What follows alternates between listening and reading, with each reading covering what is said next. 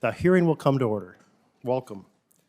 Today's meeting is a hearing of the Subcommittee on Chemical Safety, Waste Management, Environmental Justice, and Regulatory Oversight, and it's intended to enable members to hear and consider testimony from stakeholders in regard to Senate Bill 4244, the Alan Reinstein Ban Asbestos Now Act.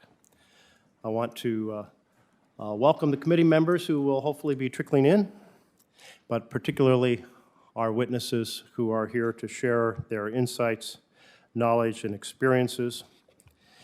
And I particularly want to recognize and welcome Linda Reinstein, whose husband, Alan Reinstein, the bill is named after.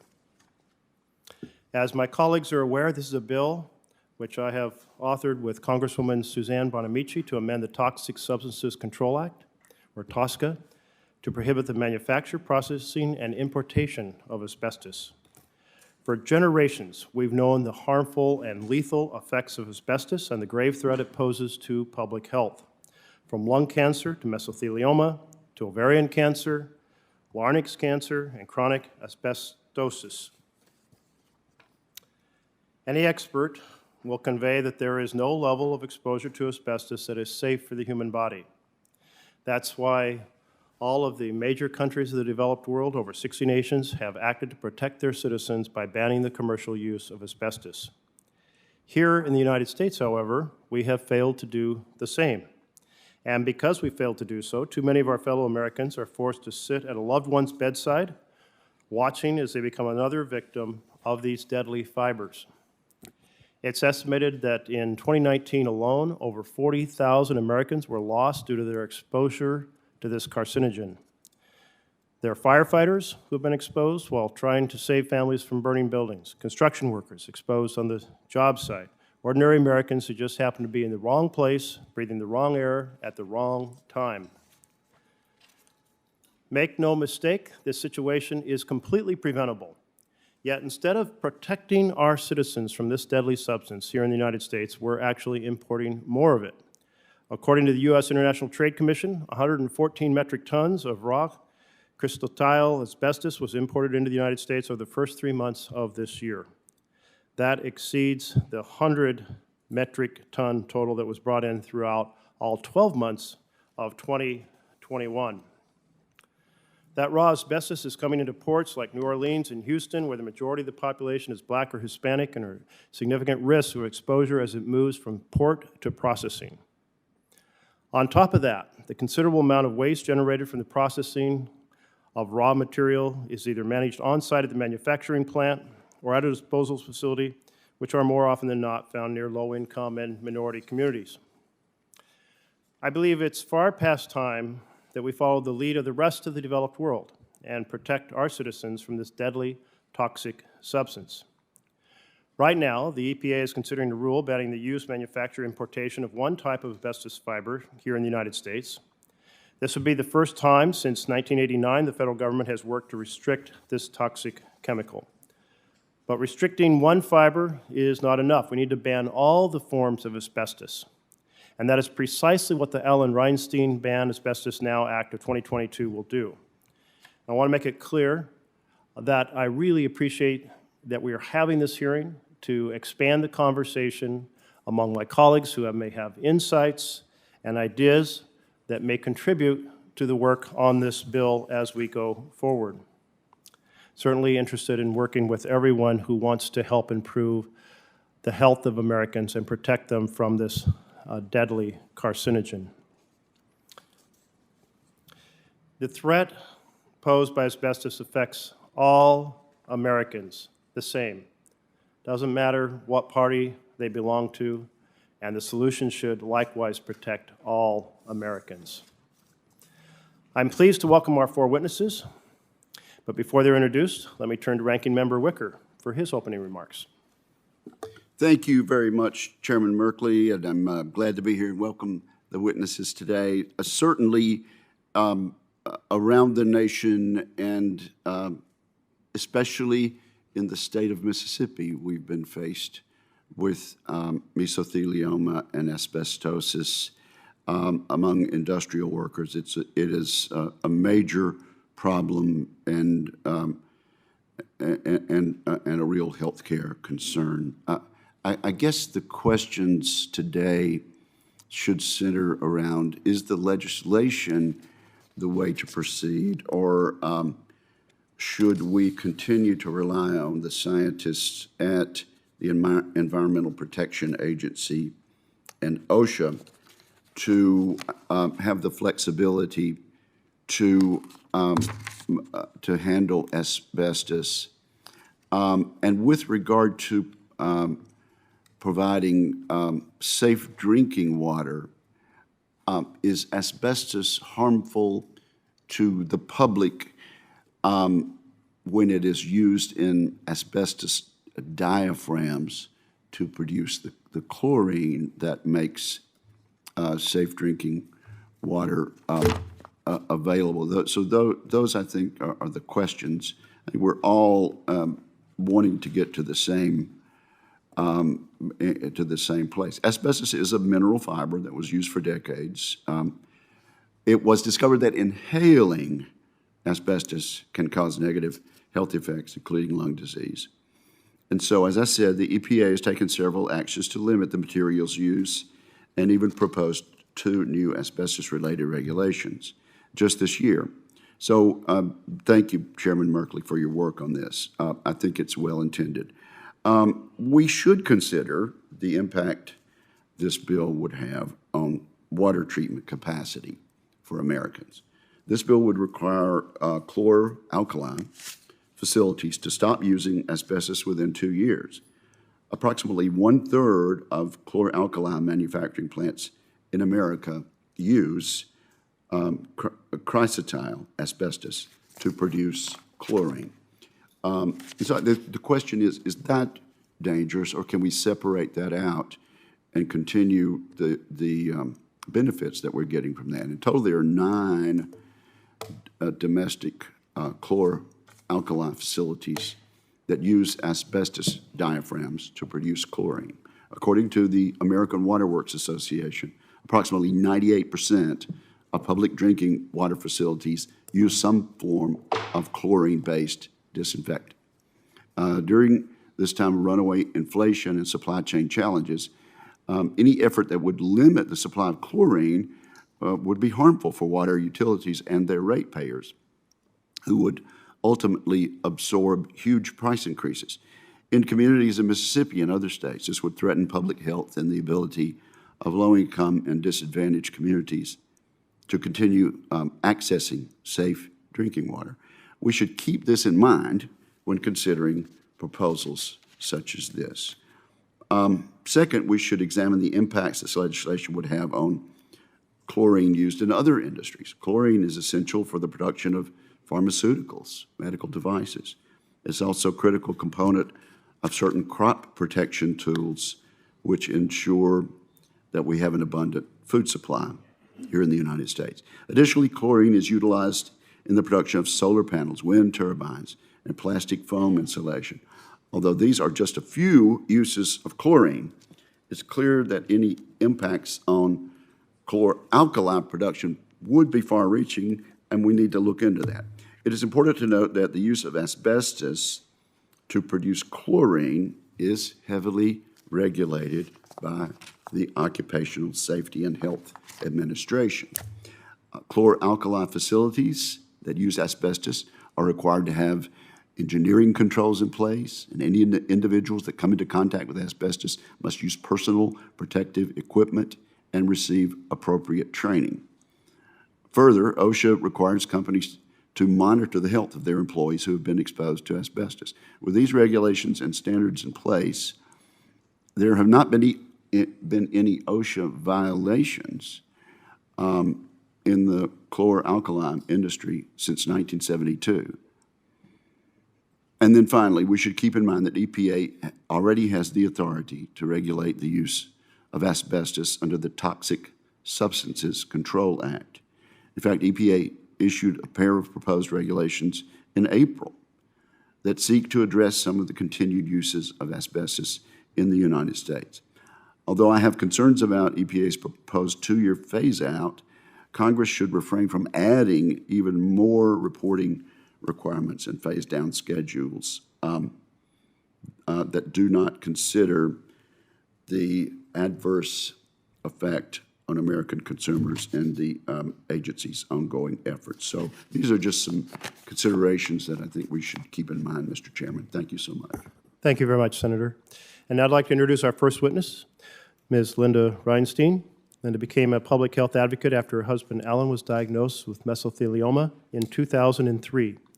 She now serves as the president and chief executive officer of the Asbestos Disease Awareness Organization, ADAO. Ms. Reinstein, thank you for joining us today.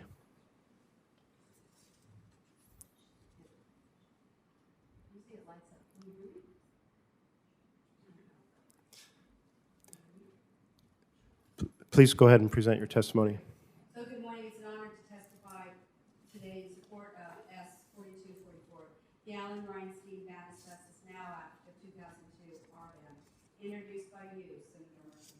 And I want to thank all of the members and their hardworking staff for making this important hearing possible. To be clear, I'm neither a lobbyist nor an attorney. I'm a mesothelioma widow and the co-founder of the Asbestos Disease Awareness Organization, ADAO.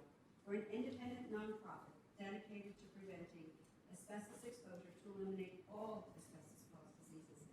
Now today I represent not only ADAO, but over 1 million Americans whose voices have been silenced prematurely by asbestos since 1991, when the EPA's asbestos ban was overturned in the courts. With your help, we can take an overdue step forward. Exposure to asbestos, including chrysotile, causes cancer of the lung, larynx, ovaries, mesothelioma, asbestosis, and other fatal diseases.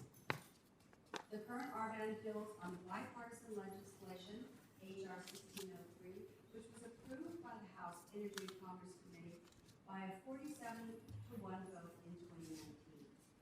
This bill from 2022 will ban commercial asbestos imports and use, all six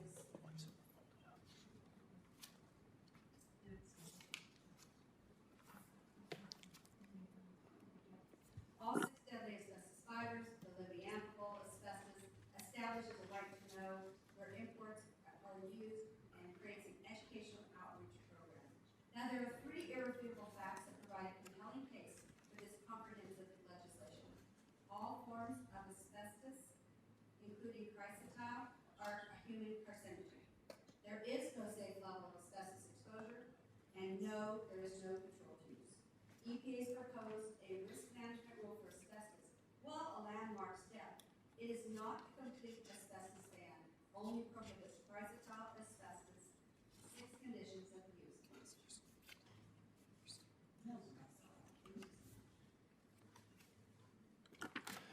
Is that working? Okay, great.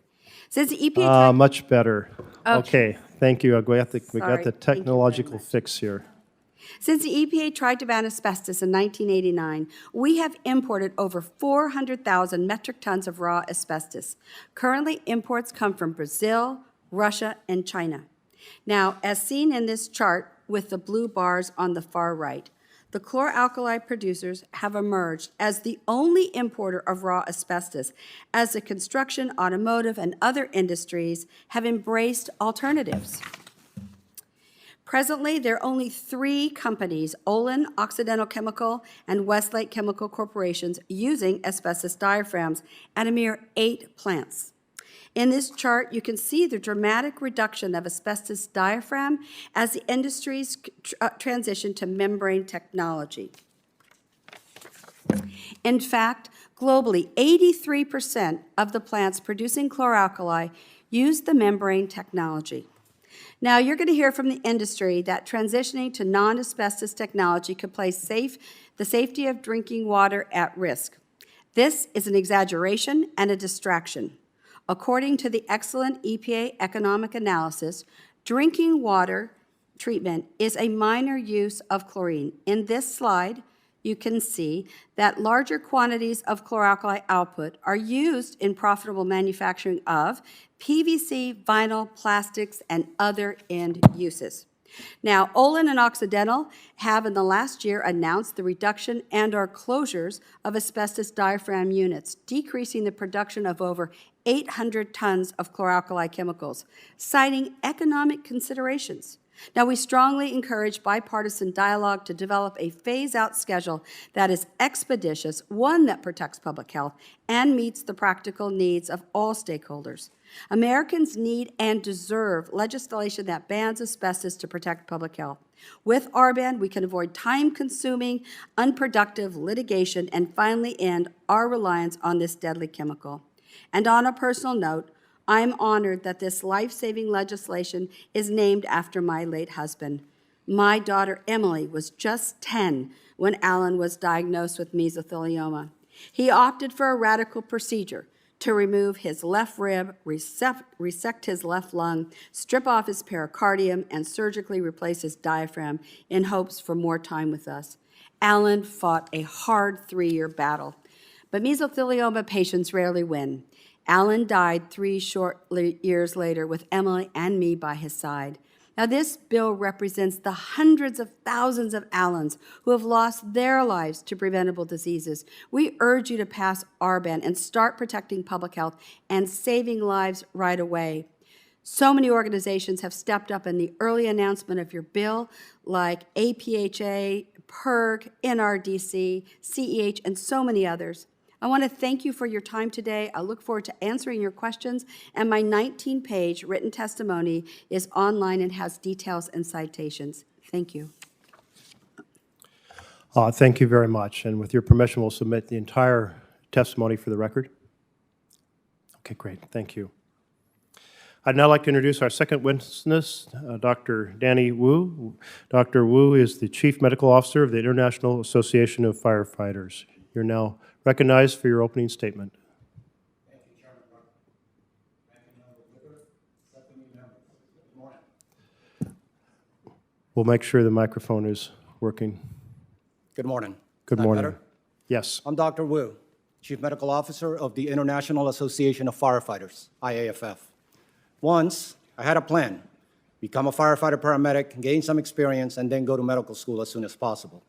However, I fell in love with the firefighter's mission of service to mankind and stayed for the next 30 years, becoming a division chief at a major fire department.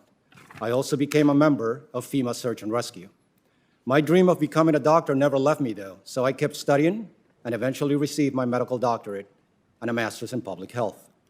Presently, I have the distinct honor to serve my brother and sister firefighters at the IAFF, which represents more than 328,000 firefighters and EMS personnel in all 50 states, protecting more than 80% of the U.S. population. We are our nation's protectors against all hazards, 24 hours a day, 7 days a week. IAFF General President Edward Kelly sends his regards and regrets being unable to be here.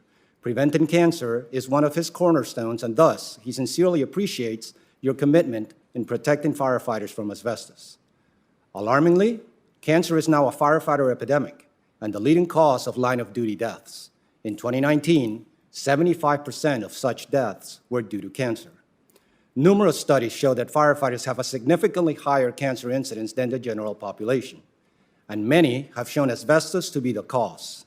Asbestos is a proven carcinogen. At any emergency where asbestos is present, its fibers will become airborne to be inhaled by firefighters, or these fibers will settle on their skin, uniforms, gear, equipment, and apparatus. And when firefighters return to the firehouse, they'll unknowingly bring this killer back with them and be silently and continuously re-exposed. As a fire chief, I know that any emergency of any magnitude that disturbs structures in any way is a potential asbestos exposure. As a FEMA search and rescue doctor, I've experienced this on a massive scale at 9/11, the largest asbestos job in the world. While the tower stood, their asbestos was allegedly safe, but then the attack happened. And just like that, 100,000 plus rescuers, including me, and over 500,000 New Yorkers, including children, were exposed to hundreds of thousands of tons of pulverized and aerosolized asbestos. Everyone within a 1.5-mile radius was exposed. And because OSHA's safe level of asbestos exposure is 0, every single exposure makes firefighters more likely to develop lethal asbestos-induced disease. Knowing that, it is deeply troubling that asbestos continues to be used in the U.S. Thank you, Chairman Merkley, for supporting the Alan Reinstein Ban Asbestos Now Act, which is rooted on medical evidence that establishes causation between asbestos and cancer. Over 70 nations have banned asbestos. Sadly, the U.S. is not one of them, costing more than 40,000 Americans their lives every year. Passing this act will right that wrong, and that is why the IAFF wholeheartedly supports it. As for legacy asbestos, currently, the EPA focuses only on asbestos' present uses. However, it must also address legacy asbestos, as it is required to do by law. We thank you again, Chairman Merkley, for working with us to address this danger. In closing, given what we know today, asbestos is public enemy number 1 and must be banned now. If you had ever seen someone die from asbestos-induced mesothelioma, like me, you would have banned this poison years ago. Asbestos proponents argued that the application of asbestos is safe, yet they'll never state that the asbestos itself is safe. Why? Because asbestos is not a possible or a probable carcinogen. It is a known carcinogen. My fellow firefighters and I, who answered the call to help on 9/11, are the poster children for exposure to allegedly safe turned certainly unsafe asbestos. Again, OSHA says 0 exposure. That latency period will bring us an asbestos-induced cancer epidemic in the future. We cannot change the past, but all of you can prevent similar future tragedies simply by banning asbestos today. Oftentimes, doing the right thing is unclear. Fortunately, that is not the case today. With asbestos, just listen to your heart. The answer is already there. I close with a verse. For there is no greater love than to lay your life down for a friend. Firefighters are willing, and often do, lay their lives down not for friends, but for total strangers. We owe it to them and their families to ban their killers like asbestos now. Thank you. May God bless America and all the firefighters who protect her. Thank you very much for your testimony, Dr. Wu, and for your service in the service of all of our firefighters. Thank you. And now we'll turn to Mr. David Boone, who is the General Manager of the Copaya Water Association in Copaya County, Mississippi. We're now ready for your opening statement. Good morning, Chairman Merkley, Ranking Senator Wicker, and members of the subcommittee. It is an honor to testify before the subcommittee regarding one of the most significant public health concerns affecting every person in the country, the public's drinking water safety. I am David Boone, the General Manager of Copaya Water Association in rural Mississippi, a nonprofit and locally governed organization that provides public drinking water to our 2,400 customers and an industrial park. I have 34 years of experience in the water industry, and I'm here also representing the Mississippi Rural Water Association, which has a member of 1,050 communities with public drinking water systems, and the National Rural Water Association, which has a membership of approximately 31,000 communities with public drinking water systems across the country. Our member communities and drinking water utilities have the very important public responsibility of supplying the public with safe drinking water and sanitation at home, work, and public spaces every second of every day, all the while complying with all applicable U.S. Environmental Protection Agency regulations. On behalf of every small and rural community in Mississippi, I want to take this opportunity to personally thank you, Senator Wicker, for all your help and support from passing a number of bills to provide us with technical assistance that helps us comply with all federal water regulations, to help and secure funding for the numerous water infrastructure projects throughout the state, and supporting the training and employment of new water operators entering the water workforce. Thank you, Senator Wicker. I'm here before you today because my public drinking water supply in Copaya County, Mississippi, like nearly all other 49,680 community drinking water systems in the country, depends on chlorine-based disinfection to ensure that our drinking water is safe for the public to drink. The killing or deactivation of potentially deadly pathogens, viruses, bacteria, and other microbes by chlorine-based disinfection is the most fundamental and essential part of public drinking water treatment. There is no alternative disinfection treatment that is as effective, safe, or affordable as chlorine. We purchase approximately 10 150-pound canisters of chlorine gas each month to meet the demand. Unfortunately, when I put the order in 2 months ago, our local chlorine distributor informed us that they were out of chlorine. This problem caused a bit of a local panic as many of our neighboring drinking water suppliers were facing the same lack of supply. And we could not find another chlorine distributor in the state. If we did not find an alternative source of chlorine, we all would have been forced to issue boil water notices to the public, resulting in a public health crisis for our affected communities. After an aggressive search, we found a chlorine supplier in Tennessee. However, this solution came at a high cost to our community. Our monthly supply of chlorine gas has almost tripled in price. It's now over $4,000 compared to less than $1,500 just 2 years ago. We have been forced to pass on the increased cost to our local customers in the form of rate increases. In a rural community with such a high percentage of people living at or near poverty level, any rate increase is unaffordable for many residents. We managed to limit the most recent rate increase to 14% for now.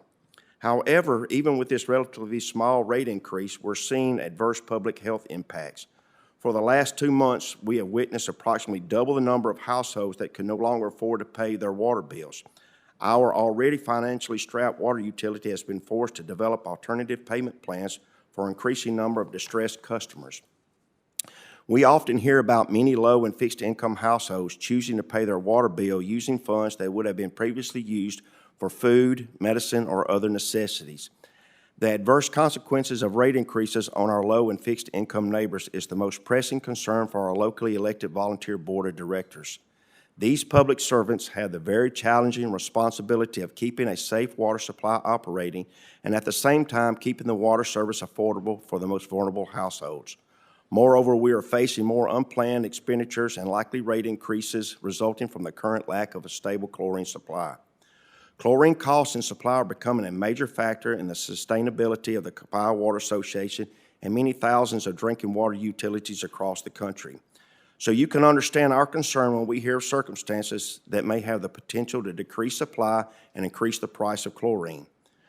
For the pandemic, water and wastewater utility operators were designated as essential emergency personnel by the federal government.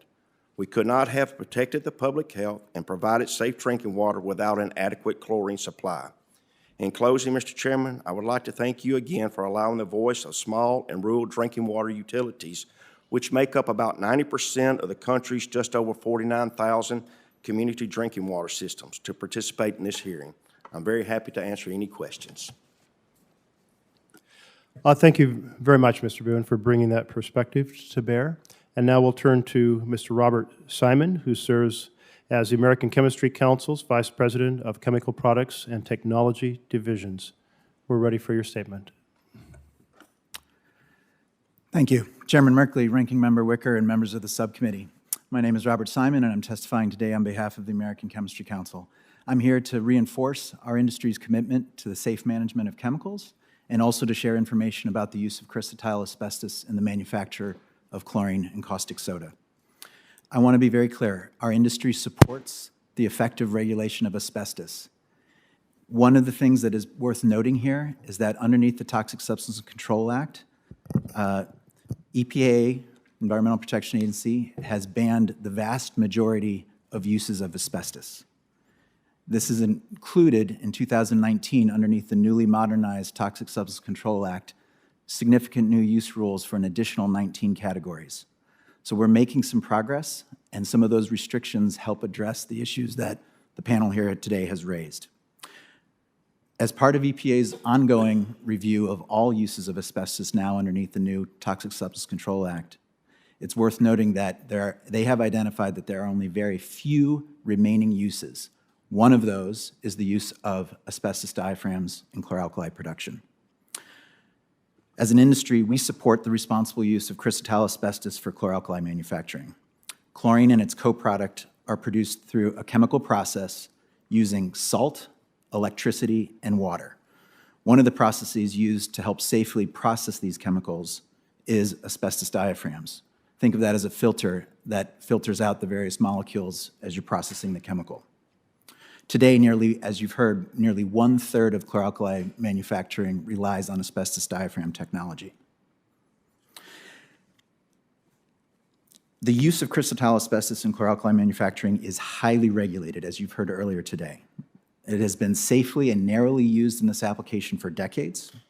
Human exposure is prevented by federal standards, including the required use of personal protective equipment, as well as appropriate engineering controls, training, and other regulations. This includes 2 specific regulations by both EPA for emission standards, as well as OSHA for workplace standards.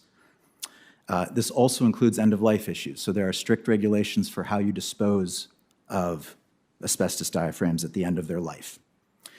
Finally, the Modernized Toxic Substance Control Act is very relevant here. So just several years ago, Congress, in a bipartisan fashion, enacted the new Toxic Substance Control Act. This significantly enhanced the chemical management laws for our system in the U.S. That law is now being implemented. Underneath that new law, EPA is currently evaluating asbestos right now. They have completed a risk evaluation. They have a proposed risk management approach that is out for stakeholder comment and review. So the regulatory process is currently already looking at this issue. I'm just going to close with some of the socioeconomic considerations that we think are important for this legislation and the consideration of any regulation of chlor-alkali manufacturing. Our written testimony provides additional details here, but chlorine and its co-product caustic soda are used for hundreds of critical applications that are essential to modern life. This includes, as you've heard today, the support for clean drinking water, but it's not just that. In addition to not only supplying 98% of public drinking water facilities, chlorine chemistry is essential to the manufacture of 88% of the top-selling pharmaceuticals, both over-the-counter and prescription drugs. It's responsible for over 89% of the top-selling crop protection products that are essential for food production. So it is a critical feedstock chemistry that's used in a lot of important applications, including things that are important for our climate and sustainability objectives. As I noted earlier, and as some of you have observed, nearly 1/3 of chlorine manufacture in the U.S. is produced using asbestos diaphragms. And according to the latest market data, U.S. demand for chlorine vastly exceeds the current supply. With that in mind, the timeline that is set out in this legislation of 2 years is completely unworkable.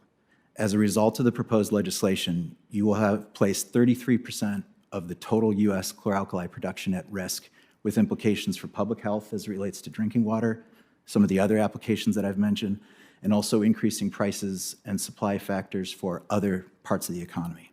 And this is particularly relevant for where we are today. We're all familiar with some of the supply chain and inflation issues, but this was borne out recently with the 2001 hurricane and winter storms that we saw in the Southeast that reduced 15% of chlor-alkali production. And we heard a little bit of that today, where that had a real impact on drinking water communities. So just urge, as we consider this legislation, to factor these things in, as it's an important, critical part of the economy. And I'll just conclude with the fact that we are committed to the safety of our workers. We have a strong track record in this regard, but the U.S. should avoid policies that could adversely impact public health, result in shortages, cost increases, and supply chain disruptions of the many critical products that rely on chlorine and caustic soda. Look forward to answering any questions and appreciate the opportunity to share this information today. Thank you very much, Mr. Simon. And now we'll turn to questions from our senators, and I'll start off. And Mr. Simon, you mentioned the role of EPA in restricting and considering the uses of asbestos. And the EPA acted in 1989 to ban asbestos, and it was thrown out in the courts in 1991. Is it significantly possible then that any action the EPA might take now might also be thrown out of the court by the courts in the future? Thank you, Senator.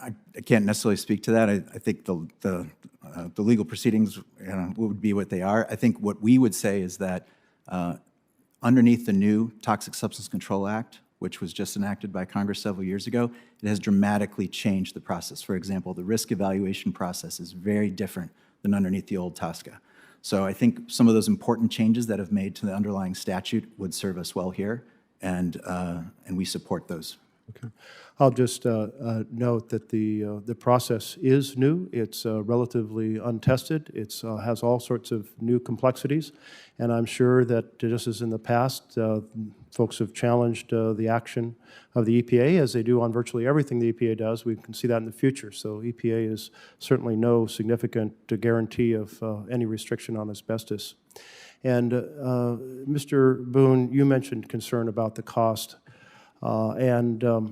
We've seen over the last 2 decades, and we saw it in the chart that Ms. Reinstein put forward, significant replacement of manufacturing with asbestos to make chlorine, with manufacturing not using asbestos.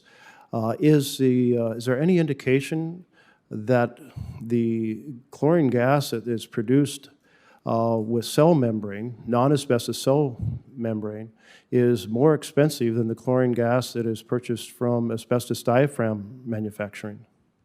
Mr. Chairman, I do not know how chlorine is made. And, you know, we don't know the chlorine that we purchase, whether it's made with the membrane or with asbestosis. We have no idea. We just know about the availability and the cost of it throughout the industry. And so we're seeing that supply has decreased and the cost has increased throughout the entire industry. Yeah. Thank you very much. And Mr. Simon explained that the storm that damaged the manufacturing had that impact.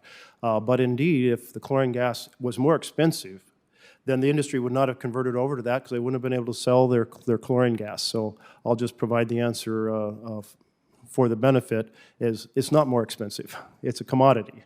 And the industry has been moving towards, on its own, for its own economic reasons, moving away from the asbestos diaphragms to the non-asbestos cell membrane. Ms. Reinstein, simple question. How big a risk does asbestos pose to the public? Well, to be clear, there is no safe level like Dr. Wu has been talking about. What we're seeing now is cross-contamination and lots of misinformation. So with legacy asbestos in homes, schools, and buildings, and products coming in from overseas and elsewhere, asbestos remains a huge risk. I think we also have to identify the fact that there are many pathways of exposure. It is not just the engineering-controlled chlor-alkali plants. There are many people in fence-line communities that unload from the dock, work with it being distributed to the plants, also disposal. We have to look holistically at the entire ripple of asbestos that impacts Americans. And the way to look at it holistically is to say, let's quit importing it like 60-plus major developed nations have done. Chairman Merkley, that is so true, and that's what the United Nations, ILO, WHO say. The way to eliminate diseases is to stop using asbestos, which is what your bill would do. Okay, thank you. And Ms. Reinstein, as noted, the EPA has proposed a rule under Toxic Substances Control Act, under TSCA, to address the conditions of the use of chrysotile asbestos. And do you believe that that TSCA process will produce a comprehensive ban on asbestos? Well, I want to applaud the EPA for all of the hard work, and we fought very hard to get the Lautenberg bill passed about 6 years ago. It is deeply disappointing to know that we're looking at the health risks and management for one fiber, and they've only determined that 6 conditions of use pose a risk. So we should be looking at a ban from the EPA. Instead, we got a Band-Aid. We need all 6 chemicals banned, and know the EPA's hard work will probably sadly be challenged in court. I've attended many different webinars, and I can tell you that the industry is already setting up to sue. It will be highly litigated. The rule will come out probably next year, and then we'll spend 2 to 3 years in court arguing why the EPA's Part 1 is not legal. So a very complicated process, very subject to court challenges. We've been at this since 1989, and the EPA has failed us now for 3+ decades, so no guarantee that it will succeed this time around. Yes, I think that's very true. I also think the EPA gave us a gift, too. The economic analysis is excellent. It discloses exactly who's importing, where the plants are, and about the safer substitutes that exist that are economically viable. But it also talks about a 2-year plan, which is, yes, very robust. But truthfully, I did research this weekend, and Bob and I were working.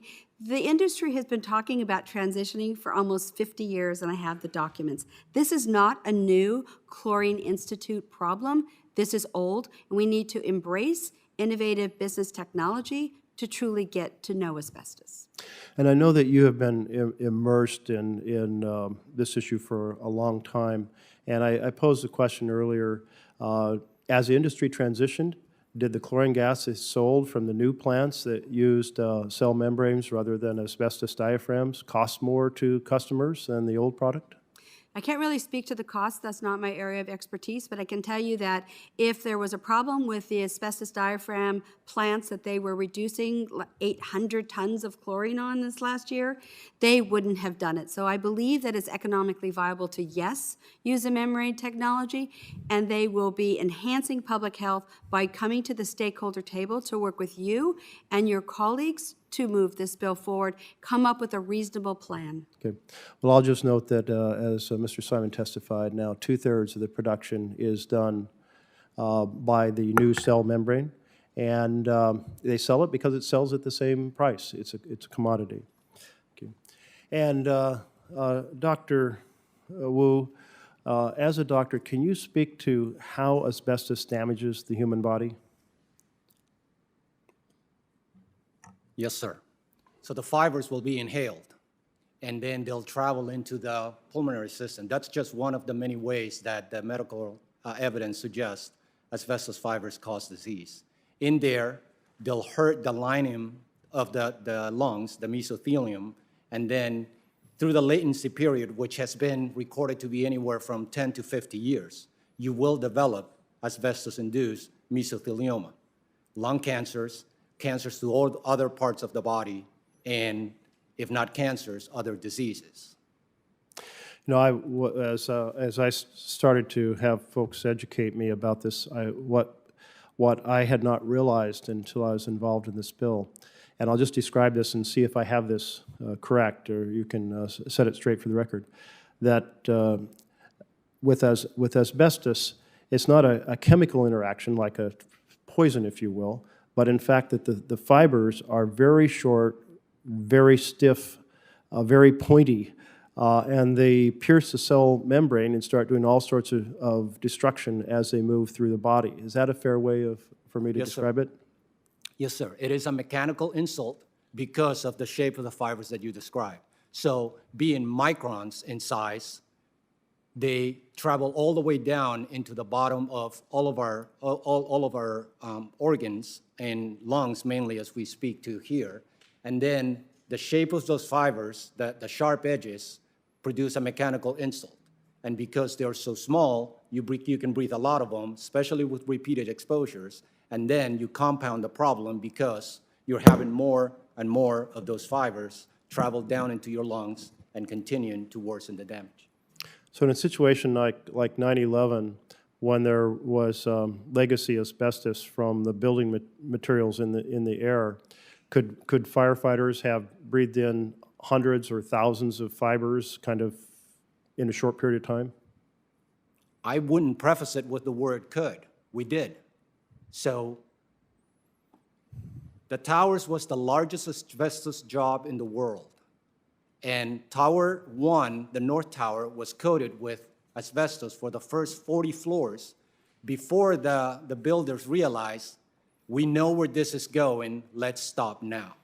So they looked ahead and they said, rather than to deal with a lawsuit of 160 floors, 220 floors, every tower was 110 floors of asbestos, they stopped at 40 floors.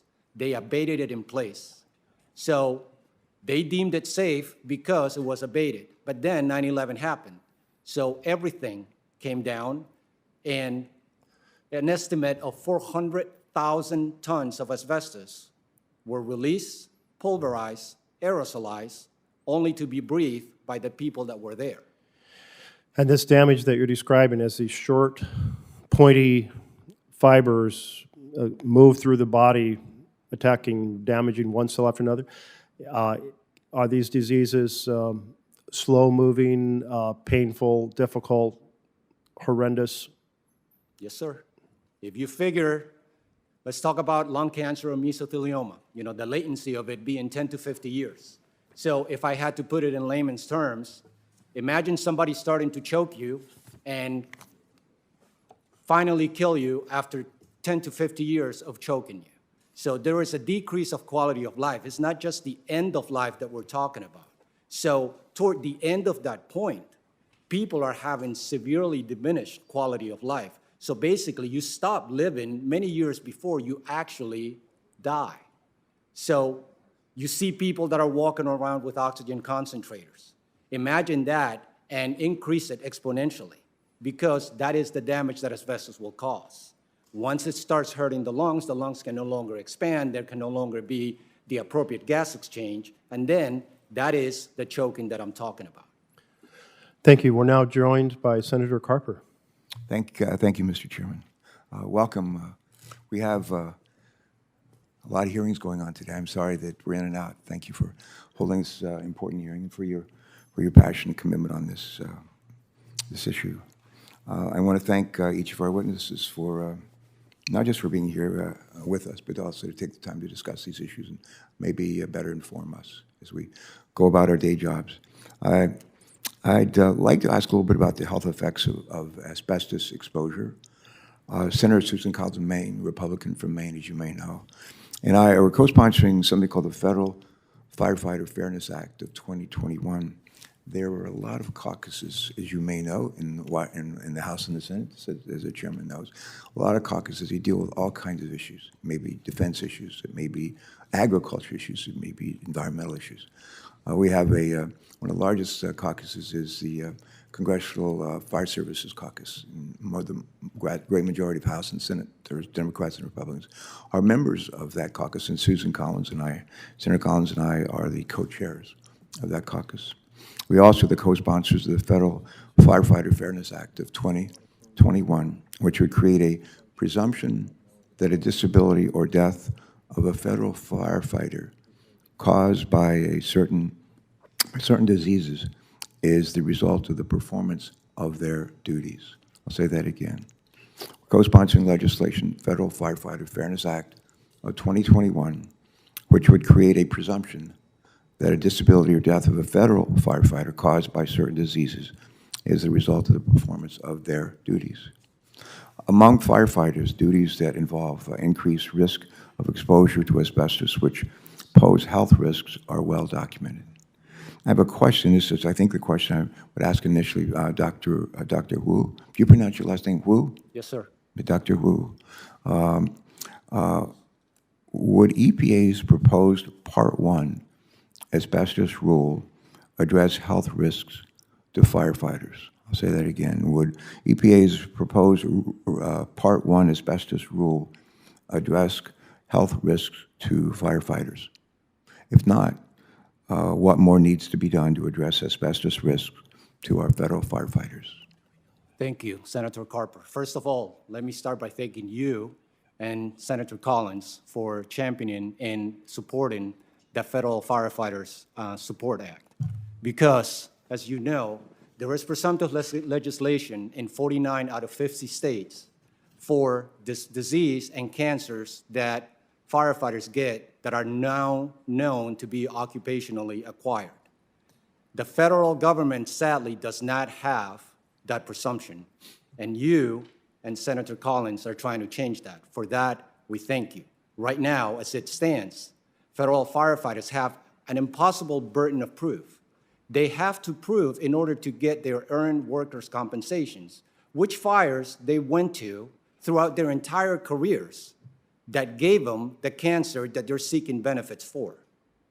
That is impossible to me. As somebody that was there for 30 years, I've been to one, I've been to 1,000. How do you tell me, pick the one where you got sick? Other than 9/11, I can't tell you with proof positive to any other emergency scene that I've been at that had asbestos. But I'm sure there was. So as to the EPA, I am not familiar with what they propose, but I am familiar with what they're doing now. Currently, they're focusing their efforts on regulation that only deals with current uses of asbestos. That is great. If I can put it in firefighter lingo, that is great to prevent the progression of a fire. But it does nothing to address the fire that is already there. That is legacy asbestos. So what we need the EPA to do, and again, Chairman and Senator, we thank you. We need them to address legacy uses of asbestos. And if you look at their charge, they're required to do that by law. Thank you, Doctor. I'm going to follow that up with a related question. Part 2 of EPA's risk evaluation for asbestos will include, I'm told, among other things, a description of legacy uses and methods of disposal of asbestos, and an evaluation of the risks posed by other types of asbestos fibers, in addition to a word I can barely pronounce, chrysotile. Is that chrysotile? I think that's correct. EPA must publish its final Part 2 risk evaluation by December 1st, 2024. And so it will be another, I think, 2.5 years, another 2.5 years until we have this risk evaluation completed.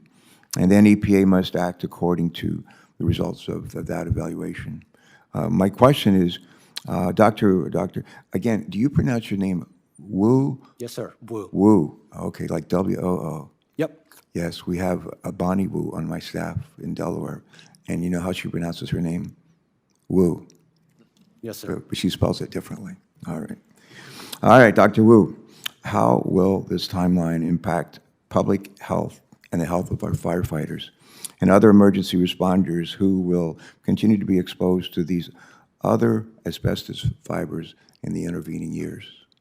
So how would it affect firefighters? We would continue to be exposed to a proven, known carcinogen that is proven to kill. How would it affect the rest of Americans? At a rate of 40,000 American lives lost per year. In 2.5 years, for them to get the results of their report, we will have buried 100,000 Americans. So anything short of banning it is a Band-Aid. We need to ban it because medical evidence has already proven that asbestos is deadly. There is other ways to accomplish the things that the industry needs to accomplish. This is America. We've done it throughout our history. We're great innovators. Why continue to use something that kills fellow Americans when we can just put our heads together and come up with something that still accomplishes their needs and still provides for all Americans, and yet saves 40,000 American lives every year and countless of firefighters that suffer many years before going into their deaths? All right, thank you, sir. Mr. Chairman, if I could, Mr. Chairman, if I could I ask one more question? Absolutely. Thank you. We have plenty of time for as many questions as you'd like. Oh, that's great. And then we'll break for lunch. Is that right? Something like that. Okay. Linda Reinstein, right? I try to get people's names right. First, my staff told me that you were going to be here. I thought they said Linda Ronstadt, who I met when she was 20 years old, fronting a group called the Stone Ponies with a big hit record called You and I Travel to the Beat of a Different Drum. And I would later meet her 30 years later at the Grand Opera House in Wilmington, Delaware. She had no recollection of meeting me when I was like 21 years old. So, but I will call you by your correct name, and Linda Reinstein, right? Reinstein. Reinstein. Thank you. I'm glad I asked. My question, Linda, would be, EPA appears at long last to have initiated a robust and comprehensive two-part strategy to define and address the public health risks associated with several forms of asbestosis, with several forms of asbestos. My question, Ms. Reinstein, could you help us understand why it's still important to legislate a ban on the manufacture, import, and use of asbestos in this country?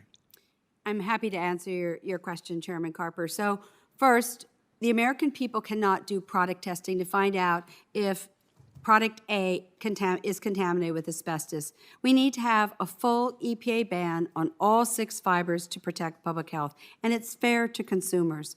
2, the EPA's 6 conditions of use is just ridiculous. I know they've worked very hard. We put in a lot of comments into the docket, so it's not of their fault, but we've talked about other products that have come in that are contaminated, and we were unable, even their SAC committee, were unable to broaden the scope. I don't fault them. This has been a daunting task, but we need a full evaluation of the risk. And then lastly, this is going to be litigated again. I mean, I'm 66 and a half. I'm not getting younger, and the reality is, if the EPA, when and if they would pass their proposed rule, it's probably another 2 years. Then it will be litigated. I mean, let's look at the calendar here. I'd be over 70 years old. How many more deaths like Dr. Wu will happen? We don't need the imports. And the EPA can't manage asbestos right now in the structures that they're required to investigate. So if we can't manage the risk that is in place, tell me why we're allowing one industry, the chlor-alkali industry, to import hundreds of tons for asbestos diaphragms. It doesn't make good business sense or public health sense when safer substitutes exist. And lastly, I think it's important to look at the patient and the family. These diseases can cost upwards of $1 million. We call it death by 1,000 cuts. The patient can't breathe, they can no longer work, they feel like they're a burden to their family, they have to go on government assistance many times. And why? These diseases are all preventable. As Dr. Raja Flores says at the Mount Sinai Medical Center, you can do more with your pen than he can do with his scalpel. Well, I understand. I'll conclude with this thought. Correct me if I'm wrong, Mr. Chairman, but I understand that for you, this issue is not just esoteric. It's not a theoretical issue. For you and for your family, this is deeply personal, and we appreciate your years of commitment and work in this regard. Thank you, and thanks for joining us today. Very nice to meet you. Thank you, Chairman. Thank you all, gentlemen. Thank you very much, Chairman Carper. And I will turn to Senator Markey. Yeah, thank you so much, Mr. Chairman. Yeah, I agree with Senator Copper. We have to ban all types of asbestos. Just makes no sense that we're not going to do that. We have to catch up to the rest of the world on this. It's just so important. We're making some progress at the EPA, but we just have to move so much faster than we have. My staff director in Boston in the 1980s, Joe Zampatella, his father, Joe Zampatella Sr., was the president of the Asbestos Workers of Massachusetts. And Joe Zampatella Sr. passed away from his exposure to asbestos in 1985. And I'll never forget all those asbestos workers who were at that funeral, all of them having been exposed without any real protections, without any real understanding of what they were doing to themselves and then to their families. And it still claims tens of thousands of Americans each year. And I just think that it's important for us to ban all of it, and we have to move forward. And this is Reinstein. I've known you for years, and I'm grateful for your longstanding advocacy and partnership on this issue. And I thank you for being a fighter for all the families out there who have been experiencing the grief and crisis due to asbestos exposure. Dr. Hu, do you agree that it's important for the health of firefighters and other populations to address the legacy issues and disposal of all types of asbestos? Senator, yes. Yeah, thank you. A little bit of expansion. It is asbestos. It is a killer. It is already here. So again, if you have a fire and you're able to prevent its further spread, that is great. We expose the forward progression. But now we got to go back and address what's already there. So after we stop the forward progression, stopping it would be the next step to take. And I want to focus on the chlor-alkali industry. You mentioned it, Mrs. Reinstein, the sole importer of raw asbestos into the United States. This industry is advocating for the continued use of asbestos in order to make chlorine and other chemicals. But we don't need asbestos to make chlorine. Most companies and most of the world has moved on to non-asbestos technologies and instead found a way to be innovative and produce chlorine without asbestos. Besides, for the 3 remaining companies that do use the asbestos process, they have been permanently shutting plants because they aren't cost-effective. So, Mrs. Reinstein, the industry has known about this problem for decades. There was a big discussion about it as we were passing the toxics bill back in 2016. Some companies have transitioned to safer technologies. Other countries have moved on without economic harm. So what possible justification is there for continuing to use these asbestos-based techniques? So that is the million-dollar question. To us, it makes no sense. I believe that what they are attempting to do is just delay the inevitable. They know safer substitutes do exist. They're unable to import the right fiber type to use in the industry, and it is shunned to import asbestos.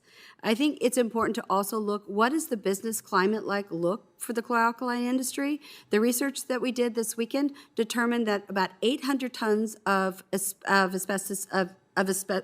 chlor-alkali was reduced or ended because of economic reasons from Olin and Oxy. So they understand the handwritings on the wall. The real question is, how much asbestos have they stockpiled? How long will it take them to go through with it? And what do they really need to transition? Because I think with the leadership of Chairman Merkley and yourself and the other members of this committee, we could have a roundtable discussion and speak robustly. You know, in Chelsea, Massachusetts, there was a dump outside in the public area from legacy asbestos.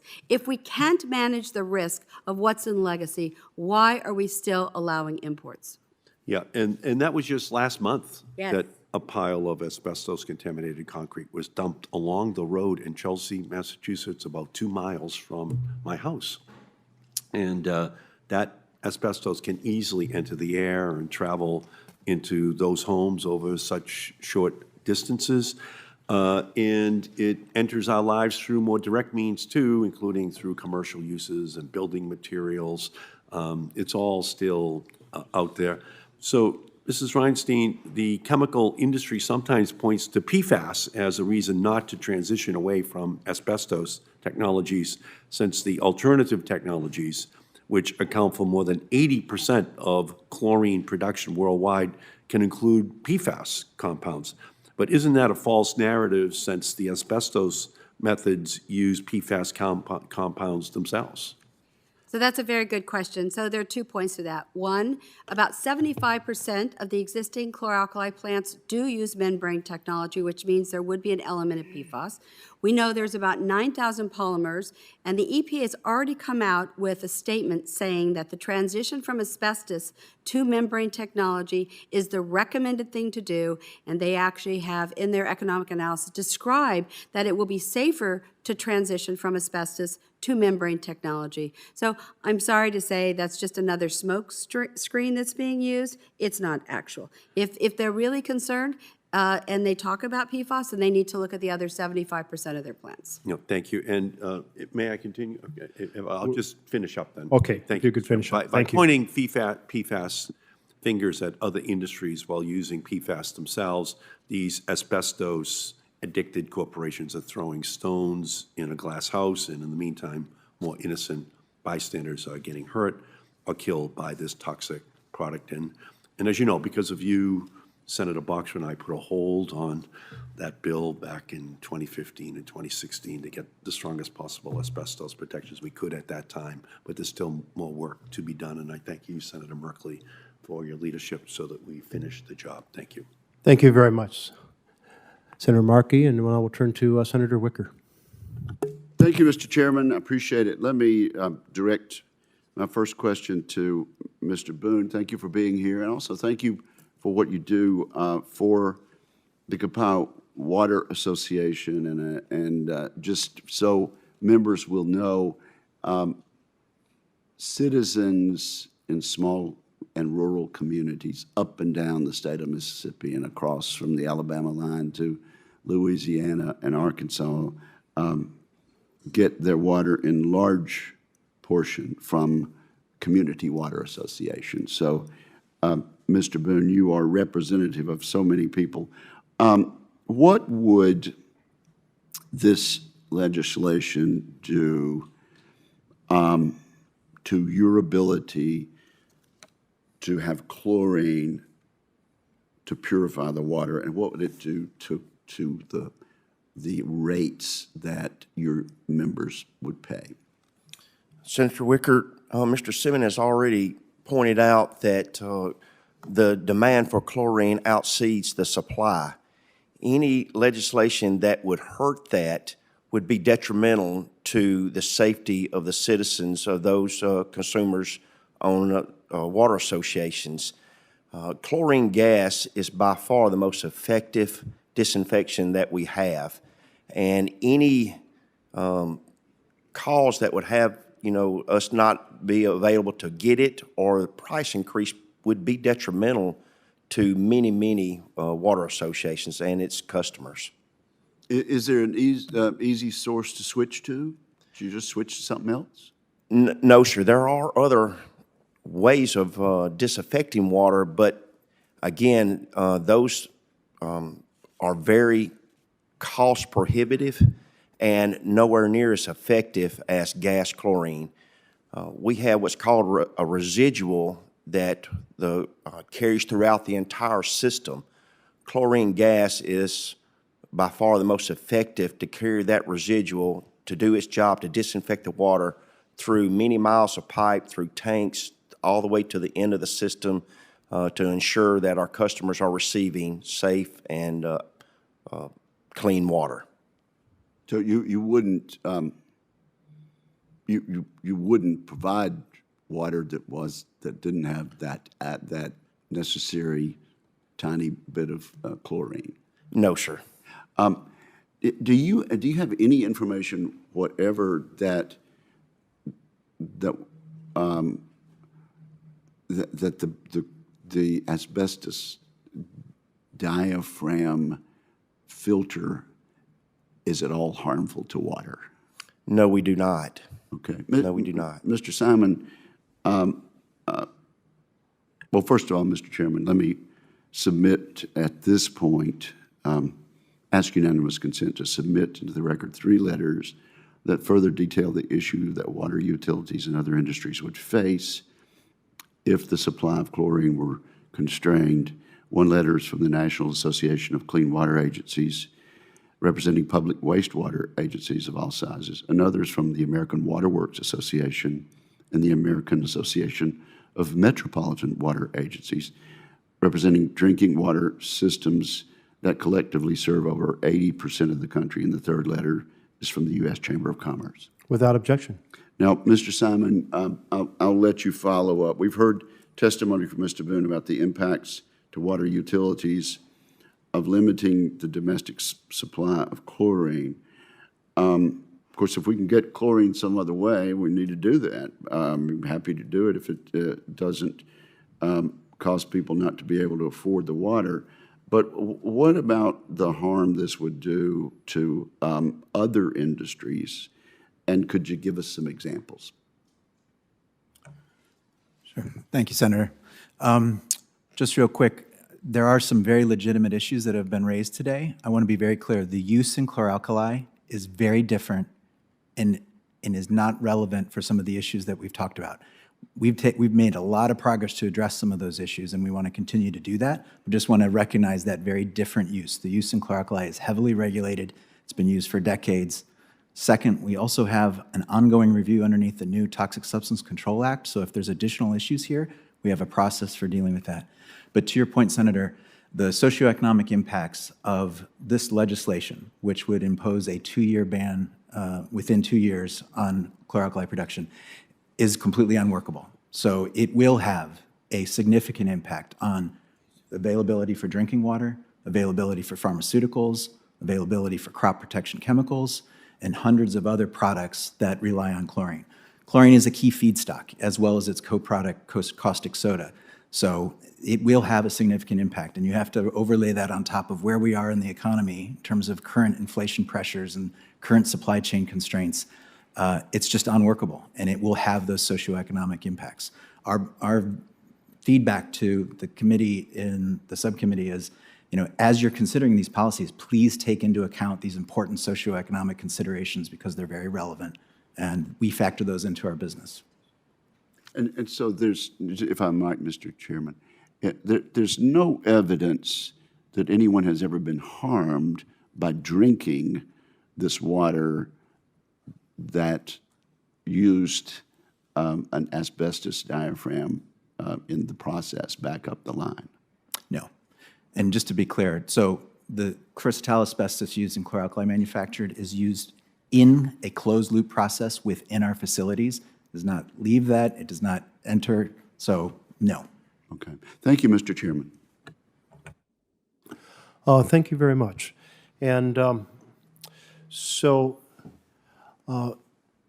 if we turn to Europe and its production, and Mr. Simon, since you're the expert on chemicals here, how much of the European production is produced with asbestos diaphragms?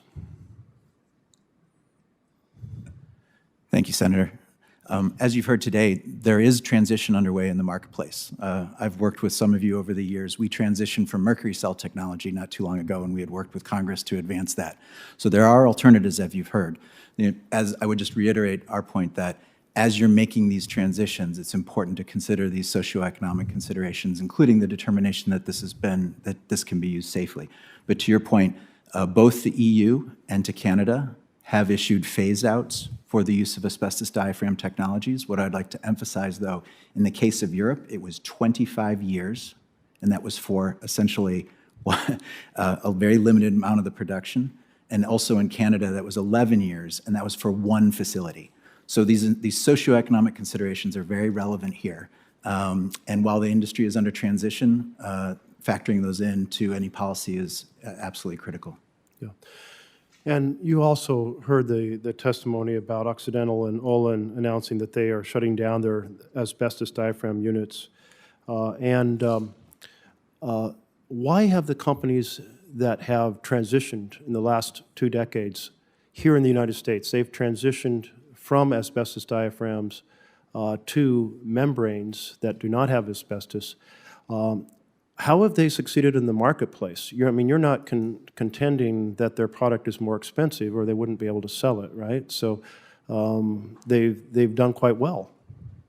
2/3 of the manufacturing has already transitioned. Thank you, Senator. So just to be clear, there is a very significant economic cost for the transition. So while there are replacement technologies, one, they're not inexpensive, and they are not a drop-in replacement. So this requires complete redesign of manufacturing facilities. So there are millions of dollars of cost to making that transition, and that's partly why our industry has, as companies make individual decisions regarding the technologies they use, they factor in those business conditions, they factor in those socioeconomic considerations, and you've seen this phased approach as they evaluate this. Yeah. But those companies that transitioned, did they go out of business because of these higher costs you're referring to? Not that I'm aware of. No, they took over 2/3 of the industry. And so my point is that we know that we have a commodity in this marketplace that is produced at a market price effectively, and that the industry has chosen for economic reasons, because they're not required to do so by law, to transition, and that 2/3 of the industry has already transitioned, and we're talking about this final third. So I just wanted to make that piece of the puzzle clear. Ms. Reinstein, you've heard the concerns about the speed of transition for the remaining 1/3 of the industry. And in this bill, we have the same 2 years that EPA has. Is that timeline something we should wrestle with any flexibility on? Well, there are 2 points, and I thank you for asking the question, Chairman Merkley. So one is there's only 8 plants left that use asbestos diaphragm, only 8 out of 42. So we're on the downhill slide of that. As far as time, we know that from the EPA economic analysis, EPA actually has noted that there could be a cost savings if the industry does transition because it'll be more efficient using membrane technology. I'm very concerned when we talk about the socioeconomic impact on other fence line communities. I want to be clear. These tons of asbestos coming into different cities like New Orleans, Houston, elsewhere, these communities are dangerously impacted by raw asbestos, and it doesn't have, and it can be different. And I'm hopeful that with this conversation today, that we can look at all communities and come to the table for a transition period that works for everyone. I think that you've opened up the discussion, Senator, and it's time that the 8 plants end the imports and use. Thank you very much. I appreciate that. And I think it's become quite clear that the U.S. industry has been transitioning and economically successful. You pointed out that actually the EPA analysis shows that there are cost savings to the transition, which explains why companies, not required to do so, switched technologies already. So if there's cost savings, and the companies that have transitioned have demonstrated that path. They did not go out of business. They did not have to sell their product at a higher market price, which would have put them out of business. Then why are we continuing to import huge amounts of asbestos with all the problems that we know that are associated with it? And the answer is because this Congress has failed to act, and because when the EPA acted, they were struck down by the courts, and may well be struck down again. So I conclude with the notion that it is way past time that America join the other developed nations and end the importation and use of asbestos in manufactured products. And I hope the entire committee will take to heart all the testimony that they have heard today. And I do thank our witnesses for bringing your information forward. I ask unanimous consent from the members for the record to include materials that are being submitted for relevant to today's hearing. Hearing no objection, so ordered. And senators will be allowed to submit questions for the record through the close of business on June 23rd, 2022, with responses returned from witnesses. We would ask for your cooperation in this to the committee by July 7th, 2022. And with that, the hearing is adjourned.